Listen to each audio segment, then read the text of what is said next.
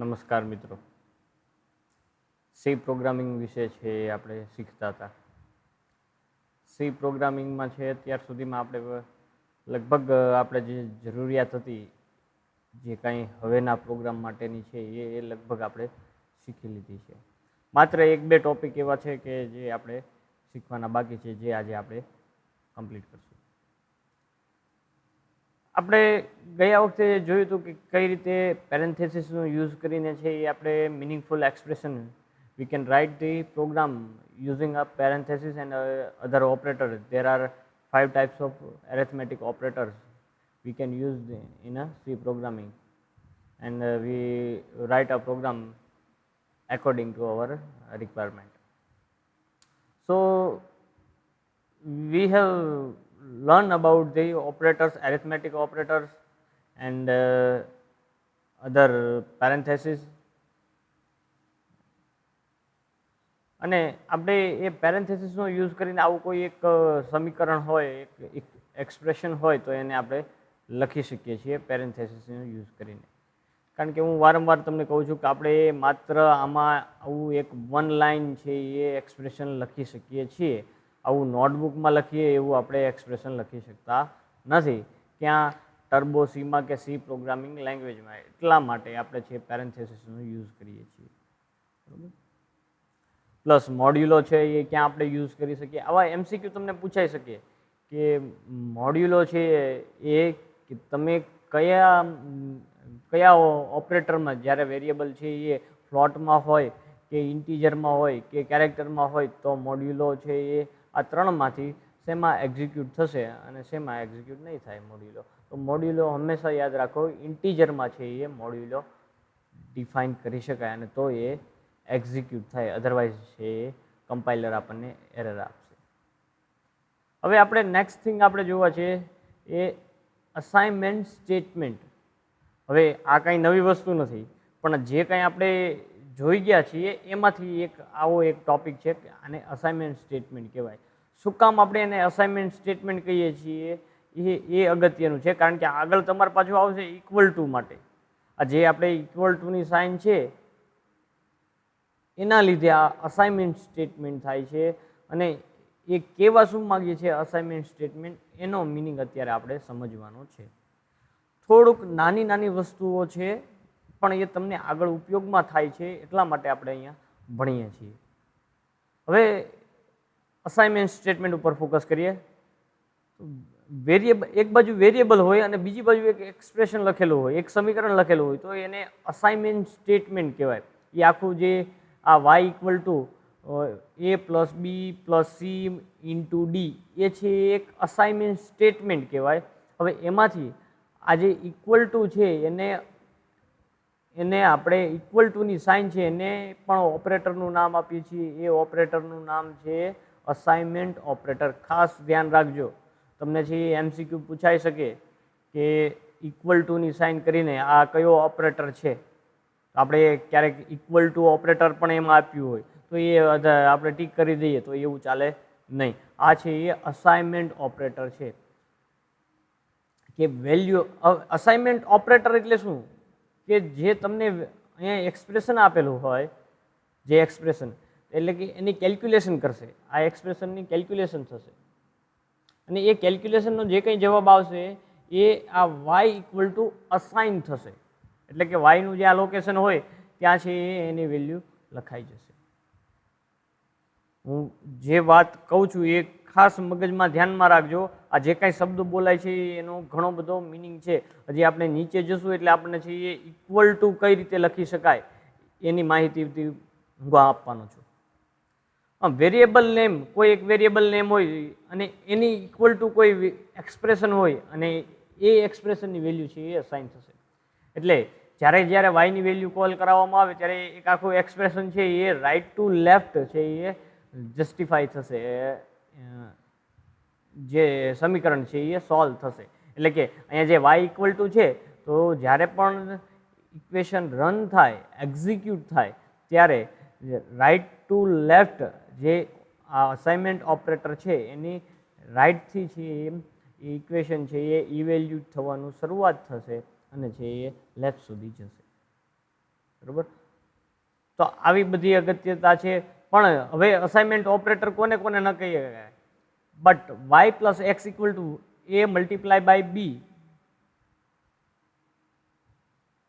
plus c minus d is not a assignment statement.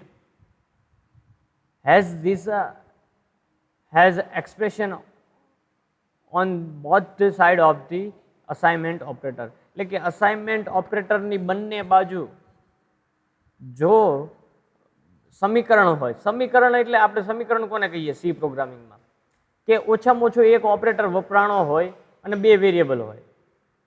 ઓછામાં ઓછો એક વેરિયેબલ વપરાણો હોય અથવા તો બે વેરિયેબલનું છે એ કોઈ એરિથમેટિક કેલ્ક્યુલેશન થતી હોય.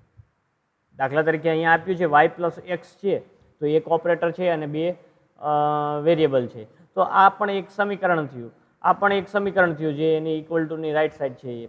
તો આ બંને સમીકરણ થયા, એટલા માટે આ છે એ અસાઇનમેન્ટ સ્ટેટમેન્ટ નથી. અધર એમસીક્યુ ફોર યોર એક્ઝામ.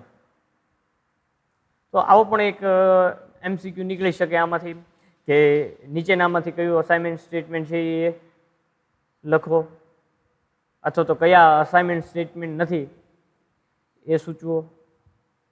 બરોબર. તો આવી નાની નાની વસ્તુ ઉપર આપણે અત્યારે ધ્યાન આપવાનું છે. અસાઇનમેન્ટ નેક્સ્ટ પોઈન્ટ અહીંયાથી, assignment statement is execute the expression the right side of a assignment operator is a first evaluated. તો રાઇટ સાઈડ છે એની ફર્સ્ટ ઓફ ઓલ છે એ એક્ઝિક્યુટ થશે, અને and value store in a variable name on the left of the assignment operator. જે કંઈ value એ સમીકરણની આવશે એ જે લેફ્ટમાં જે કંઈ વેરિયેબલ છે એમાં સ્ટોર થશે.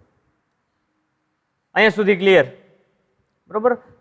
તો આવું એક છે એને અસાઇનમેન્ટ સ્ટેટમેન્ટ કહીએ છીએ. આપણે ઘણા બધા હમણાં પ્રોગ્રામ જોયા, તો એમાં છે એ ઘણા બધા એક્સપ્રેશન આવ્યું હતા, અને એ બધા જ અસાઇનમેન્ટ સ્ટેટમેન્ટ હતા, કારણ કે બંને સાઈડ સુધી આપણે એક્સપ્રેશન લીધા ન હતા. તો એટલા માટે, કારણ કે આપણે ગયા લેક્ચરમાં તમે જોજો તો y1 equal to y over x અથવા ઓલું એક્સ ઇન્ટુ કે બાય 4 વાળું આપણે જે બે લીધા હતા, y1 equal to x into કે ડિવાઇડેડ બાય 4, તો આવા બંને એક્સપ્રેશન હતા. તો એ બધા એક અસાઇનમેન્ટ સ્ટેટમેન્ટ કહી શકાય. બરોબર. પણ એને ઇક્વલ ટુ કહી શકાય નહીં. એ વસ્તુ એક ખાસ ધ્યાનમાં રાખજો. સેકન્ડ થિંગ, કે આપણે કોઈ એક વેલ્યુ અસાઇન કરવી છે. ફોર એક્ઝામ્પલ કે બી ઇક્વલ ટુ કોઈ એક વેલ્યુ છે એ એક જ વેરિયેબલમાં પાછો કંઈક વધારો કરીને કે એનો કંઈ વધતા ઓછા પ્રમાણમાં મલ્ટિપ્લિકેશન કરીને પાછી એની વેલ્યુ વધતી હોય. અહીંયા દાખલા તરીકે બીની વેલ્યુ અહીંયા છે એ આ એક્સપ્રેશનમાં બીની વેલ્યુ 2 હોય, હવે એમાં 3નો વધારો કરીને પાછું આપણે એમાં સ્ટોર કરાવવું હોય તો આપણે આવી રીતે પણ લખી શકીએ, બી ઇક્વલ ટુ બી પ્લસ 3. દાખલા તરીકે કોઈ બીની વેલ્યુ 3 એન્ટર કરાવે, આપણે એવું એન્ટર કરાવીએ કે ઉપરથી પ્રિન્ટએફ એવું લખીએ કે એક્સની બીની વેલ્યુ એન્ટર કરો. બીની વેલ્યુ કોઈ એન્ટર કરે કે 2, બરોબર. તો પહેલાં છે એ બીની વેલ્યુ 2 સ્ટોર થાય, પછી આ જે અસાઇનમેન્ટ સ્ટેટમેન્ટ છે એ એક્ઝિક્યુટ થાય. તો ફાઇનલ જે કાંઈ વેલ્યુ આવશે એ 2 આવશે કે 5 આવશે આ સ્ટેટમેન્ટને એકોર્ડિંગ, કારણ કે 3નો વધારો થાય છે એટલા માટે 5 બોલું. તો કઈ આવશે? તો ફાઇનલ સ્ટેટમેન્ટ, ફાઇનલ જ્યારે પ્રોગ્રામ રન થાય ત્યારે તો 5 આવશે. Here the 3 is added to the variable b and new value replaced by the old value. એટલે કે ન્યૂ વેલ્યુ જે કાંઈ હશે એ ઓલ્ડ વેલ્યુથી રિપ્લેસ થશે. If b equal to 4 then b equal to b plus 3. After execute the statement, value of b equal to 7 is stored in the variable name. Okay, કે એ એક વખત execute થઈ જાય statement પછી છે એ બીની વેલ્યુ 4 રહેશે નહીં, બીની વેલ્યુ નવી થઈ જશે, 7 થઈ જશે, અને એ 4ને રિપ્લેસ કરીને આ કિસ્સામાં આપણે બીજા કિસ્સામાં જોઈએ છીએ 4ને રિપ્લેસ કરીને નવી વેલ્યુ 7 છે એ સ્ટોર થશે. આની માટેનો પણ આપણે એક પ્રોગ્રામ જોવાનો છે. Second thing, write a correct arithmetic statement. તમને છે એ આ બંને છે એ અસાઇનમેન્ટમાં અત્યારે હું આપું છું.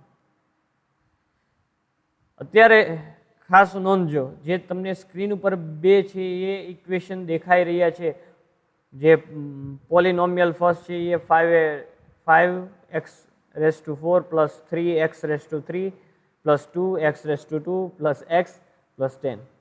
તો આ એક અને આપણે એક ટોટલ એનર્જી માટેનું ઇક્વેશન છે એ 1/2 mv² પ્લસ mgh. આ બંને માટે તમારે છે એ પ્રોગ્રામ લખવાનો છે. પ્રોગ્રામ છે એ હેશ ઇન્ક્લુડથી શરૂ થઈ અને નીચે જે કાંઈ રિક્વાયરમેન્ટ હોય એ બધી જ લખવાની છે.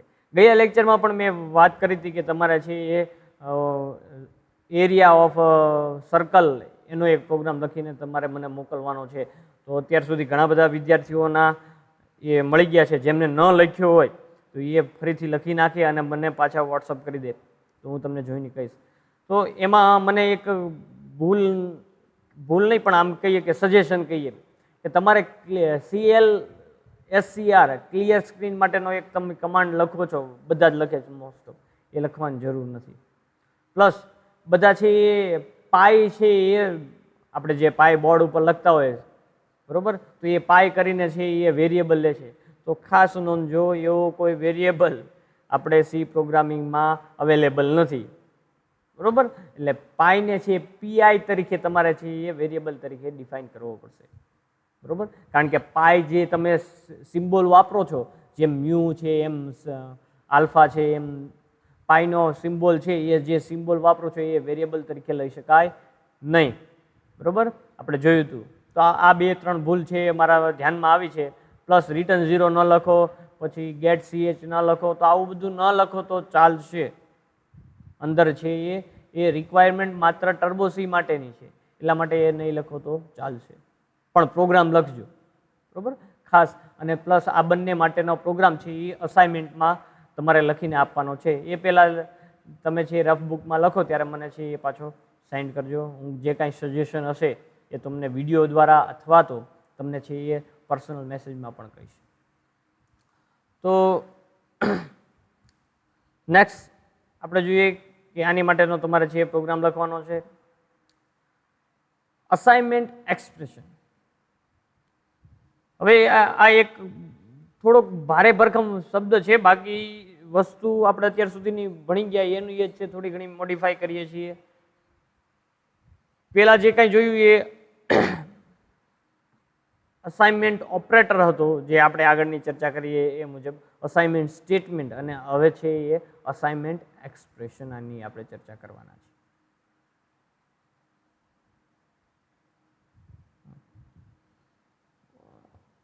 અસાઇનમેન્ટ ઓપરેટર આપણે જેમ જોઈએ છીએ equal to is a assignment operator which is assign the value of calculated for the expression on the right hand side of the variable name on a left hand side of operator.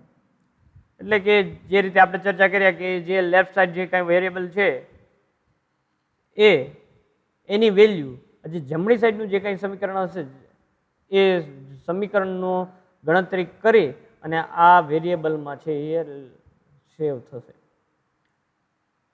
હવે થોડાક short and notation છે, assignment expression માટેના short and notation છે એ આપણે જોઈએ. C unlike a most of other language provide a new assignment operator for example જે આપણે જોઈએ છીએ કે ફોર એક શોર્ટ એન્ડ નોટેશન છે એ એક્સપ્રેશન માટેના છે. અહીંયા એક્ઝામ્પલ કરીને આપ્યું છે કે second thing x plus equal to y. આ એક્સપ્રેશન શું કહેવા માગે છે એ આપણે જોઈએ. આપણે જે ઉપરના એક્ઝામ્પલને આપણે પાછા પકડી રાખશું કે લેફ્ટ સાઈડ છે એ શું હોય છે, અસાઇનમેન્ટ જે વેરિયેબલ હોય છે એ વેરિયેબલ હોય છે બરોબર. દાખલા તરીકે અહીંયા એ છે એ એક વેરિયેબલ છે કે જે જમણી સાઈડનું ઇક્વેશન છે. એટલે બે વસ્તુ ધ્યાન રાખજો, હું ડાબી સાઈડ અને જમણી સાઈડ એટલા માટે બોલું, રાઈટ હેન્ડ સાઈડ અને લેફ્ટ હેન્ડ સાઈડ એટલા માટે બોલીએ છીએ એનો ઉપયોગી અહીંયા આપણે આ અસાઇનમેન્ટ એક્સપ્રેશન જોશું એમાં ઉપયોગ કરવાનો છે. એટલે હંમેશા જ્યારે એક્સપ્રેશન લખીએ છીએ એની ડાબી સાઈડ છે એ વેરિયેબલ હશે. એટલે જે આપણે આવું શોર્ટ હેન્ડ નોટેશન માટે આ એક ઇક્વેશન લખીએ છીએ આવું x plus equal to y, તો આનો મિનિંગ એવો થાય કે એક્સ છે લેફ્ટ સાઈડ ઉપર એક્સ છે એટલે એક્સ કોઈ એક વેરિયેબલ હોવાનું પ્લસ એક્સપ્રેશન આની સાઈડ હોવાનું એક ઓપરેટર અહીંયા છે. તો આ એક આવું એક્ઝિક્યુટ થશે કે x plus y equal to x. Clear? તો અહીંયા મલ્ટિપ્લિકેશન આ ઓપરેટરની જગ્યાએ મલ્ટિપ્લિકેશન હોઈ શકે. મલ્ટિપ્લિકેશન શું કહી શકે? તો કે x equal to x multiply by y. એક ખાસ ધ્યાન રાખવાનું કે જમણી સાઈડ હશે, રાઈટ હેન્ડ સાઈડ, એ વેરિયેબલ હશે નહીં. હવે અસાઇનમેન્ટ ઓપરેટરની બંને બાજુ એક એક વેરિયેબલ હોય એટલે આપણને એક કન્ફ્યુઝન થાય કે y બરાબર હશે કે x બરાબર એક્સપ્રેશન હશે. તો ખાસ ધ્યાન રાખવાનું કે આપણે અગાઉ જોઈ ગયા એમ લેફ્ટ હેન્ડ સાઈડ ઉપર શું હશે? વેરિયેબલ હશે. એટલે કે લેફ્ટ સાઈડ ઉપર જે હશે એને ઇક્વલ ટુ લખવાનું. x equal to x plus y લખી શકાય. હવે તમને છે એ એક્ઝામ ઓરિએન્ટેડ એક ખાસ અગત્યના અમુક અહીંયા લખેલા છે. તો એક્ઝામમાં છે એ આપણને કંઈક આવું કંઈક પૂછાશે, આવું કંઈક પૂછી શકાય. દાખલા તરીકે અહીંયા એક્સ પ્લસ અહીંયા તમને બધી વેલ્યુ આપી દીધી સ્લોટમાં. 4 એક્સની વેલ્યુ 4 છે, વાયની વેલ્યુ 12 છે, બરાબર? એ પ્રમાણે આપી દીધેલી છે. તો નીચેના સ્ટેટમેન્ટના છે એ તમારે જવાબ મેળવવાના છે. ખાસ ધ્યાન રાખજો કે અહીંયા છે એ બધું આ એક્સ ઇક્વલ ટુ છે, આ પણ એક્સ ઇક્વલ ટુ, સેકન્ડ જે થિંગ છે એ શું છે? X equal to x multiply by y. Third one છે એ શું છે? લેફ્ટ સાઈડ શું છે આપણને? તો લેફ્ટ સાઈડ છે એ આપણને આપેલો છે વેરિયેબલ છે x equal to x divided by y plus z. Single લાઇનમાં તમે લખવાનું છે કારણ કે અહીંયા કાઉન્સ નથી કર્યો. જો કાઉન્સ કર્યો હોત તો પણ એનો મિનિંગ ચેન્જ થઈ જાય. આપણે પહેલાં કીધું એમ આ બધું ઇન્ટીજરમાં પી અને ક્યુ ઇન્ટીજરમાં ડિફાઇન કર્યા છે એટલા માટે હું અહીંયા મોડ્યુલો યુઝ કરી શકું. એટલે અહીંયા શું થશે? પી ઇક્વલ ટુ પી મોડ્યુલો ઓફ ક્યુ. 5 છે તો એ પણ તમે જાતે સોલ્વ કરી શકશો. તો આટલા છે એ તમારે જાતે સોલ્વ કરવાના છે. પ્લસ આપણે જે અગાઉ જે ઓપરેટરના જે જોઈ ગયા કે ઓપરેટરનું ઓર્ડર છે એ કઈ રીતે હોય છે, તો કે મોડ્યુલો પહેલાં છે એ મલ્ટિપ્લિકેશન, ડિવિઝન, પછી છે મોડ્યુલો, પછી એડિશન અને સબટ્રેક્શન. તો આ એનો ઓર્ડર છે. તો એ ઓર્ડર જળવાઈ રહે. પ્લસ કોની સાથે એનું પહેલાં મલ્ટિપ્લિકેશન થશે અને પછી એનું ડિવિઝન થશે એ આપણે જોવાનું. ફર્સ્ટ સ્કેન કરીએ એટલે મલ્ટિપ્લિકેશન, ડિવિઝન અને મોડ્યુલો સ્કેન થશે અને સેકન્ડ થિંગમાં છે એડિશન અને સબટ્રેક્શન છે એ થશે. તો આ વસ્તુની કાળજી લઈ અને તમારે છે એ જોવાનું છે. આના જવાબ છે એ હું તમને નેક્સ્ટ વિડીયોમાં છે એ કહીશ. અત્યારે છે એ તમારે કેલ્ક્યુલેટ કરવાના અને પછી તમારે સરખાવવાના છે કે આના જવાબ એક્ઝેક્ટ આવે છે કે નહીં. સેકન્ડ થિંગ છે a multiple assignment. Multiple assignment આ શું સૂચવે છે? તો કે એકની એક વેલ્યુ છે એ ઘણી બધી જગ્યાએ વાપરી શકાય એવું. તો કે આપણે અહીંયા જોયું કે એ ઇક્વલ ટુ પણ 1 લેવાનો હોય, બી ઇક્વલ ટુ પણ 1 લેવાનો હોય અને સી ઇક્વલ ટુ પણ 1 લેવાનો હોય. તો આપણે બધાને છે એ 1 લેવા આવી રીતે ડિફાઇન કરવા. જો સેકન્ડ સ્ટેટમેન્ટમાં મેં ડિફાઇન કરેલું છે તો એની કરતાં આવી રીતે પણ તમે લખી શકો જે આપણે રેગ્યુલર છે એ નોટબુકમાં પણ કરીએ છીએ એ પ્રમાણે. સેકન્ડ થિંગ આવું એક આપણે લખેલું છે કે રાઇટ હેન્ડ સાઈડમાં એક એક્સપ્રેશન છે અને એ બંને અસાઇન થાય છે એ પ્લસ એ ઇક્વલ ટુ અને બી ઇક્વલ ટુ. તો ફર્સ્ટ ઓફ ઓલ છે એ ઇક્વેશન કેલ્ક્યુલેટ થશે. ઇક્વેશન ક્યાંથી કેલ્ક્યુલેટ થાય? લેફ્ટ ટુ રાઈટ થાય, બરોબર? લેફ્ટ ટુ રાઈટ થાય. પણ એક આખું અસાઇનમેન્ટ ઇક્વેશન હોય, એક્સપ્રેશન હોય તો એ ક્યાંથી જાય? Right to left. આવું તમને છે એ એસક્યુમાં કે એમસીક્યુમાં પૂછી શકાય, બરોબર? કે કોઈ એક એક્સપ્રેશન હોય ખાલી તો એ રાઈટ ટુ લેફ્ટ ઇવેલ્યુએટ થાય કે લેફ્ટ ટુ રાઈટ, અને અસાઇનમેન્ટ એક્સપ્રેશન હોય તો એ રાઈટ ટુ લેફ્ટ એક્ઝિક્યુટ થાય કે right to left to right, બરોબર? ગૂંચવાળો ઊભો ન થાય, બરોબર? એટલે please be careful for this topic and this will be assign to next. જે એક્સપ્રેશન ઇવેલ્યુએટ થઈ ગયું એ છે એ બીમાં સ્ટોર થશે અને એ બીની વેલ્યુ છે એ પછી એમાં અસાઇન થશે. જે રીતે અહીંયા આપણે જોઈએ છીએ કે મલ્ટિપલ અસાઇનમેન્ટના એક્ઝામ્પલ આપણે જોઈએ કે આવું લખેલું હોય. આ એક અગત્યનું છે કે આવું લખેલું હોય તો આપણે શું કરવું કે ફર્સ્ટ ઓફ ઓલ એક્સપ્રેશન છે એ ઇવેલ્યુએટ થશે. આ આખું એક્સપ્રેશન છે એ કેલ્ક્યુલેટ થશે. કેલ્ક્યુલેટ થઈ ગયા બાદ આ બી એક વેરિયેબલ છે પણ અહીં આગળ એક ઓપરેટર હોવાને લીધે પાછું b equal to b multiply by આટલું થશે. B equal to b multiply c plus d minus e થશે. એ ક્યાં અસાઇન થશે તો કે બીમાં થશે એટલે કે બી અહીં આવી ગયો. હવે પાછું શું થશે તો કે આ આખું આવી ગયું બી મલ્ટીપ્લાય બાય એમાં એનો એક વધારો થશે. બરાબર, એનો એક વધારો થશે તો એ બરાબર લખી શકાય. તો આવું ઘણું બધું છે એ આપણે કરી શકીએ છીએ. સેકન્ડ આપણે જે ઇક્વેશનને ધ્યાનમાં લઈએ a equal to b equal to d multiply equal to c એટલે કે પહેલા તો શું થશે d equal to d multiply by c એ ક્યાં સ્ટોર થશે ડીમાં સ્ટોર થશે એટલે કે એની ડીની વેલ્યુ કોને અસાઇન થશે બીને અસાઇન થશે.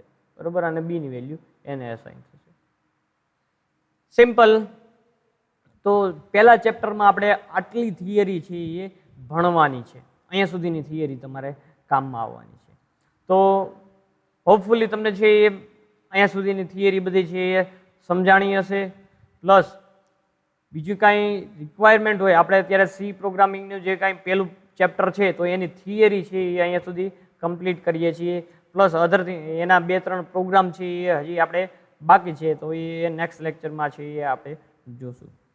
ખાસ જે થિયરીમાં જે કાંઈ પોઈન્ટ છે એની એક વખત નોટ્સ બનાવજો. જે રીતે અત્યારના જે 2 થી 3 ટોપિક છે વધારે જો તમને લાંબા પ્રોગ્રામ પૂછાય તો એ બધા કંઈક આવા પ્રકારના પ્રોગ્રામ પૂછાઈ શકે એવું છે. બરોબર, એટલે ખાસ ધ્યાનમાં રાખજો. બીજું આ એક ઇન્ક્રીમેન્ટ અને ડિક્રીમેન્ટ ઓપરેટર છે એ આપણે નેક્સ્ટ ટાઈમ જોશું. અત્યારે આ જે કાંઈ તમને વધારે પ્રમાણમાં પૂછાવાની શક્યતાવાળા હોય તો કોઈક આવા સ્ટેટમેન્ટ પૂછાઈ શકે કે આનો જવાબ છે એ તમે જાતે લખો, પ્રોગ્રામ નહીં. ખાસ નોંધજો, પ્રોગ્રામ નહીં, આનો જવાબ તમારે લખવાનો છે. જવાબ કઈ રીતે લખવાનો છે તો એ આવી રીતના કંઈક ફોર્મમાં હશે, આવી રીતના કંઈક ફોર્મમાં હશે. બરોબર, કે એ કઈ રીતે એક્ઝિક્યુટ થાય છે એ જુઓ. દાખલા તરીકે પહેલાનું એકનું ઉદાહરણ આપીને આપણે પછી પૂર્ણાહુતિ તરફ જશું આ લેક્ચરની.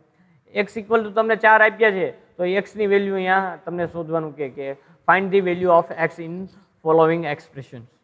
તો એક્સ ઇક્વલ ટુ 4 તમને આપી દીધેલા છે તો એક્સ ઇક્વલ ટુ છે અત્યારે હવે ન્યૂ વેલ્યુ કઈ થશે ફર્સ્ટ એક્ઝિક્યુટ થઈ જશે, ફર્સ્ટ સ્ટેટમેન્ટ એક્ઝિક્યુટ થઈ જશે પછી એની વેલ્યુ કેટલી થશે 7 થશે. તો આવી રીતે દરેક એક્સપ્રેશન દરેક સ્ટેટમેન્ટના અંતે એની વેલ્યુ શું થશે એ તમને પૂછવામાં આવે.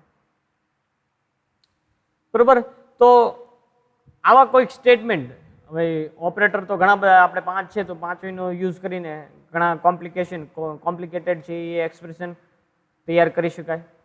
બરોબર, વધારે એક્સપ્રેશન છે એ આપણે નેક્સ્ટ લેક્ચરમાં હું તમારી માટે લેતો આવીશ અને એ તમારે એક્ઝિક્યુટ કરી અને એનો સાચો જવાબ શું આવે છે ઉપરની વેલ્યુને આધારે એ તમારે મને કહેવાનો છે.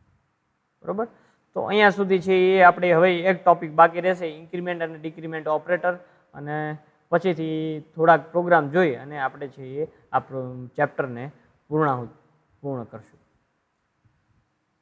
આ ચેપ્ટર છે એ નાની નાની વસ્તુઓ ભરેલું છે. દાખલા તરીકે આ અસાઇનમેન્ટ ઓપરેટર લીધા, મલ્ટિપલ અસાઇનમેન્ટ જોયું. તો આવા નાના નાના થિંગ્સ છે એ તમને પ્રોગ્રામમાં આગળ ઉપયોગ થવાના હોવાથી અહીંયા છે આપણે વિગતે એની ચર્ચા કરી અને એવો પ્રયત્ન કર્યો છે કે મેં દરેક ટોપિકને રિલેટેડ એક પ્રોગ્રામ આપણે છે એ જોઈએ જેથી કરીને ખ્યાલ આવે કે કઈ કઈ રીતે પ્રોગ્રામ છે એ એક્ઝિક્યુટ થાય છે. તો અહીંયા સુધી રાખીએ. વધુ આપણે છે એ નેક્સ્ટ વીકમાં જોશું અને નેક્સ્ટ લેક્ચરમાં જોશું. Thank you so much.